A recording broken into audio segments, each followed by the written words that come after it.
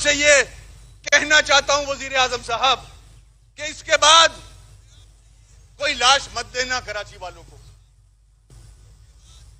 कराची वालों को कोई इस किस्म की हरकत मत करना उनके साथ। अब बहुत हो गया, हम थक गए हैं जनाजे उठा उठा के। यहां बच्चों को देखो, ये भाई है, बेटा रो रहा है, तबाह हो चुका है पूरा खानदान। क्या ऐसा जुर्म किया था इस आदमी ने यार? इतने बड़े बड़े दहशतगर्द आपने अपने पास जेलों में रखे हुए हैं, उनकी तो बेलें हो रही हैं, रहा हो रहे हैं सब। इसने ऐसा क्या कर लिया था?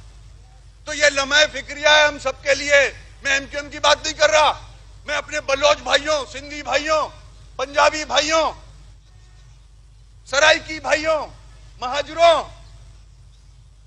सबसे इल्तिजा कर रहा हूं कि इस जुल्म को खत्म होना चाहिए। अब प्राइम मिनिस्टर साहब, अब हमारे मिसिंग पर्सन्स में से आपको वादा करना होगा, आपका बयान आना चाहिए कि अब मिसिंग पर्सन्स में से लाशें नहीं मिलेंगी, अब इस तरह से लाशें नहीं दी जाएंगी।